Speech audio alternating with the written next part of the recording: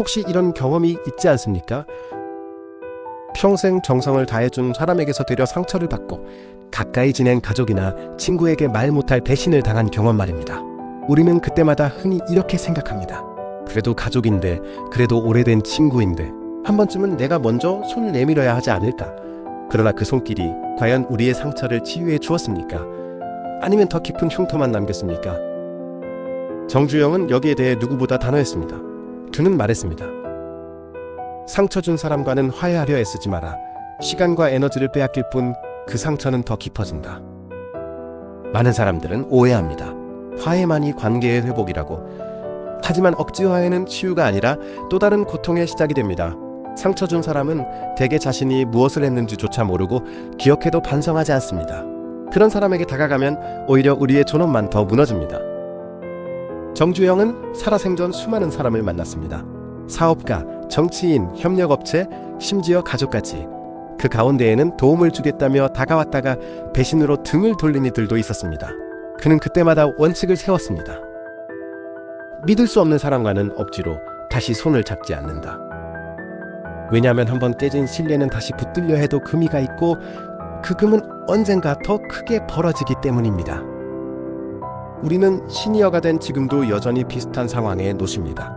명절에 모이면 형제간의 돈 문제로 갈등이 생기고 오래된 친구가 돈을 빌려달라며 다가왔다가 갚지 않고 멀어지는 경우도 있습니다. 직장 시절의 상처가 노후에도 마음을 괴롭히는 경우도 있습니다. 그럴 때 우리는 습관적으로 그래도 풀어야 하지 않을까 생각합니다. 하지만 정주영은 그와 정반대의 길을 걸었습니다. 그는 상처 준 사람과 화해하지 않았습니다. 대신 거리를 두고 새로운 신뢰를 쌓을 수 있는 사람에게 집중했습니다. 정주영의 이런 태도는 냉정해 보일지 모릅니다. 그러나 그는 말했습니다. 사람은 바뀌지 않는다. 한 번 신뢰를 저버린 자는 또다시 저버린다.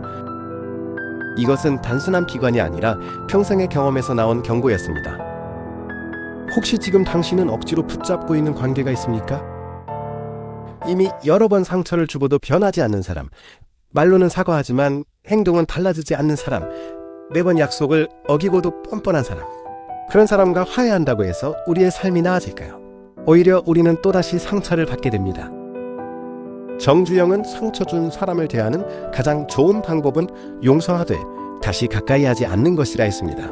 용서는 내 마음을 위해 하는 것이지 다시 그 사람을 받아들이기 위함이 아니라고 말했습니다. 화해는 선택일 수 있지만 존엄을 지키는 것은 반드시 지켜야 할 원칙이라는 것입니다. 그렇다면 중요한 질문이 남습니다. 상처 준 사람과는 화해하지 말라면 우리는 어떻게 그들을 대해야 하는가? 정주영은 여기에 분명한 해답을 남겼습니다. 억지로 붙잡는 대신 원칙으로 대하라. 원망으로 에너지를 낭비하지 말고 거리를 두며 내 삶을 더 단단히 세워라. 정주영은 평생 수많은 배신과 상처를 겪었습니다. 그럼에도 불구하고 그는 다시 일어섰고 회사를 키워냈습니다. 그렇다면 그는 상처 준 사람들을 어떻게 대했을까요? 그의 태도는 명확했습니다. 화해하려 하지 말고 원칙으로 대하라. 사람들은 종종 용서와 화해를 혼동합니다. 용서는 내 마음의 짐을 덜어내는 것이지만 화해는 다시 그 사람을 받아들이는 일입니다. 정주영은 이렇게 말했습니다. 용서는 하되 다시 손을 잡지 않는다. 그는 자신을 배신한 이들에게 원망으로 시간을 허비하지 않았습니다. 하지만 그렇다고 다시 기회를 주지도 않았습니다. 신뢰를 잃은 순간 그 관계는 이미 끝났다고 단호히 선을 그었습니다. 그의 삶에서 이를 보여주는 사례는 많습니다. 젊은 시절 그는 종종 동업을 제안받았습니다. 그러다 몇몇 동업자들은 이익이 조금 생기자마자 약속을 깨뜨리고 떠나갔습니다. 정주영은 그때 깊이 깨달았습니다. 돈 앞에서 약속을 저버린 자는 언젠가 다시 저버린다. 그 뒤로 그는 절대 같은 사람과 두 번은 동업하지 않았습니다. 필요하다면 혼자 감당했지 다시 배신의 가능성을 안고 가지는 않았습니다. 현대건설이 성장하는 과정에서도 마찬가지였습니다. 협력업체 중 일부는 처음에는 성실해 보였지만 공사 자금이 오가며 슬그머니 비용을 부풀리거나 약속된 자재를 빼돌리기도 했습니다. 다른 경영자라면 그래도 화해하고 다시 거래해야 하지 않을까 고민했을 겁니다. 하지만 정주영은 달랐습니다. 그는 그 순간 거래를 끊었습니다. 단호하게 망설임 없이. 그리고 이렇게 말했습니다. 신뢰를 잃은 자와 다시 거래하는 것은 배신을 또 한 번 사는 것과 같다. 이것은 단순히 기업 경영의 원칙이 아니라 인간관계의 철학이기도 했습니다. 그는 누구보다도 사람을 귀하게 여겼습니다. 하지만 동시에 믿을 수 없는 사람에게 다시 기회를 주는 것은 자신뿐만 아니라 함께 일하는 수많은 직원들의 삶을 위험에 빠뜨리는 일임을 알았습니다. 그래서 단호했습니다. 우리는 시니어로서 지금도 이와 비슷한 상황을 겪습니다. 형제나 친척이 돈을 빌려 갚지 않았는데 명절이면 또 만나야 하는 경우, 오랜 친구가 필요할 때는 다가오지만 정작 내가 힘들 때는 외면하는 경우, 이럴 때 우리는 종종 고민합니다. 그래도 피를 나눈 형제인데, 그래도 오랜 친구인데 다시 마음을 열어야 하지 않을까. 하지만 정주영은 이런 관계에 대해 오히려 이렇게 경고했습니다. 한 번 신뢰를 저버린 자는 또다시 저버린다. 그것은 사람의 본성이다. 그는 가까운 친척이라도 원칙을 세웠습니다. 돈 문제에 있어서 불성실하거나 약속을 어긴 사람에게는 다시는 손을 내밀지 않았습니다. 처음에는 섭섭해했지만 시간이 지나면서 오히려 그의 단호함이 존중받게 되었습니다. 왜냐하면 원칙 없는 온정은 결국 또 다른 상처와 빚만을 낳기 때문입니다. 정주영의 태도는 냉정한 것이 아니라 오히려 현실적이고 지혜로운 선택이었습니다. 그는 이렇게 말했습니다. 사람은 쉽게 변하지 않는다. 그러나 나의 태도는 언제든 변할 수 있다. 즉, 우리는 타인을 바꾸려 하지 말고 내가 그 사람을 대하는 방식을 바꿔야 한다는 것입니다. 그렇다면 구체적으로 어떻게 해야 할까요? 정주영은 크게 두 가지 원칙을 제시했습니다. 첫째, 거리를 두되 원망하지 말라.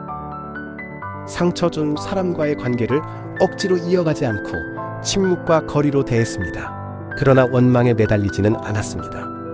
원망은 나의 마음을 계속 그 사람에게 묶어두는 촉새이기 때문입니다. 그는 그 에너지를 새로운 길을 개척하는 데 썼습니다. 둘째, 신뢰할 만한 사람에게 집중하라. 배신자를 붙잡느라 시간을 낭비하는 대신 끝까지 성실한 사람과 함께했습니다. 그는 이렇게 말했습니다. 내 곁에 남는 사람만이 진짜 내 사람이다. 결국 현대그룹을 지탱한 힘은 수많은 인맥이 아니라 소수의 신뢰할 수 있는 동지들이었습니다. 이 원칙은 지금 우리의 인간관계에도 그대로 적용됩니다. 시니어가 된 지금 억지화의 시간을 쓰기보다는 내 곁에 남아있는 성실한 사람, 진심으로 나를 지지해준 사람을 더 귀하게 여겨야 합니다. 상처 준 사람에게 다시 손을 내미는 순간 또다시 상처받을 확률이 더 높습니다. 정주영은 끝까지 말했습니다. 사람은 남기는 것이 재산이다. 그러나 그 사람은 반드시 가려야 한다. 정주영은 늘 강조했습니다. 사람을 남기는 것이 재산이다. 그러나 그 사람은 반드시 가려야 한다. 우리는 누구나 상처 준 사람을 만납니다. 형제일 수도 있고 자식일 수도 있고 가까운 친구일 수도 있습니다. 그럴 때 우리의 본능은 화해해야 한다, 풀어야 한다는 압박을 받습니다. 그러나 억지화해는 또 다른 상처를 낳습니다. 그렇다면 지금 시니어가 된 우리는 어떻게 살아야 할까요? 정주영의 대답은 단순하면서도 분명합니다. 상처 준 사람과는 화해하려 하지 말고 원칙으로 대하라. 첫째, 거리를 두는 용기를 가져야 합니다. 억지화해 대신 거리를 두는 것은 냉정함이 아니라 자기 보호입니다. 오랜 세월 곁에 있었다는 이유만으로 관계를 유지하면 결국 내 마음이 달아 없어집니다. 정주영은 필요하다면 친척과도 오랜 동업자와도 단호히 선을 그었습니다. 그는 그들에게 원망을 쏟지 않았습니다. 다만 거리를 두고 다시는 같은 실수를 반복하지 않았습니다. 우리도 마찬가지입니다. 다시 상처받지 않기 위해서는 거리두기가 필수입니다. 둘째, 원망보다 집중을 택해야 합니다. 정주영은 상처 준 사람을 탓하는 데 시간을 쓰지 않았습니다. 원망은 또 다른 굴레이자 에너지 낭비였습니다. 그는 그 힘을 새로운 길을 개척하는 데 썼습니다. 우리는 지금 노후의 길목에 서 있습니다. 원망과 분노로 시간을 쓰기에는 우리의 시간은 너무 소중합니다. 차라리 나를 지지해주는 사람, 나를 존중하는 사람에게 집중해야 합니다. 셋째, 신뢰할 수 있는 사람과 새로운 관계를 맺어야 합니다. 정주영은 배신자에게 다시 손을 내밀지 않았습니다. 대신 끝까지 성실한 사람과 함께했습니다. 오늘날 우리의 삶도 마찬가지입니다. 오랫동안 곁에 있었더라도 믿을 수 없는 사람은 과감히 내려놓고 새로운 관계를 열 수 있어야 합니다. 시니어가 되었다고 인간관계가 끝나는 것은 아닙니다. 독서 모임에서, 교회나 성당에서, 작은 동호회에서 우리는 여전히 새로운 사람을 만날 수 있습니다. 중요한 것은 그 사람의 말이 아니라 행동, 신뢰를 지키는 태도를 보는 것입니다. 넷째, 자존심을 지키는 태도를 가져야 합니다. 억지화해는 나의 존엄을 깎아내립니다. 정주영은 늘 말했습니다. 사람은 바뀌지 않는다. 그러나 나의 태도는 언제든 바꿀 수 있다. 즉, 그 사람이 변하길 기다리는 대신 내가 그를 대하는 방식을 바꿔야 합니다. 무시하는 것이 아니라 나의 선을 분명히 긋는 것입니다. 존엄을 지키는 태도야말로 노후의 가장 큰 자산입니다. 다섯째, 노후를 위한 인간관계의 단순화입니다. 나이가 들수록 인간관계는 복잡할 필요가 없습니다. 오히려 단순해야 합니다. 정주영은 수많은 인맥보다도 끝까지 신뢰할 수 있는 소수의 사람을 선택했습니다. 우리의 삶도 그렇습니다. 상처 준 사람과 억지 화해를 이어가는 대신 진심으로 믿을 수 있는 몇 사람을 곁에 두는 것이 훨씬 더 큰 평화를 줍니다. 이제 우리에게 남은 질문은 이것입니다. 나는 지금 누구와 거리를 두어야 하는가? 누구와 함께 남은 시간을 보내야 하는가?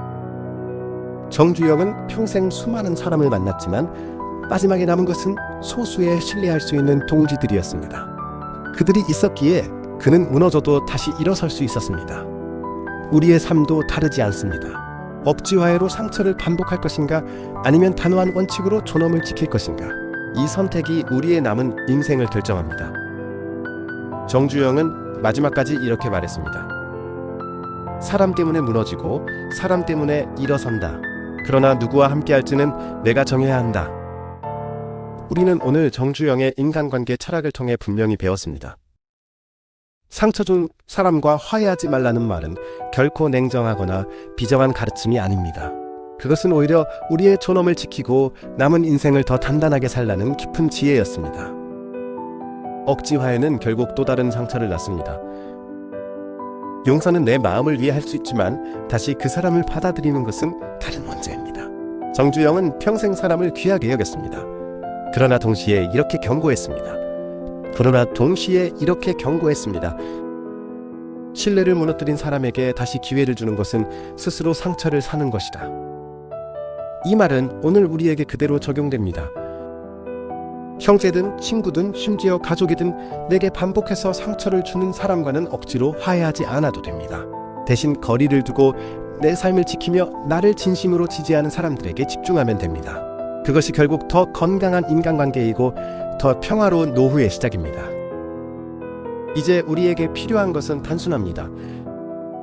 상처 준 사람에게서 멀어지되 마음은 원망에 묶어두지 않는 것, 그 대신 내 곁에 남아있는 소수의 진실한 사람을 바라보는 것, 그것이 바로 정주영이 남긴 삶의 방식이자 지금 시니어 세대에게 꼭 필요한 인간관계의 지혜입니다.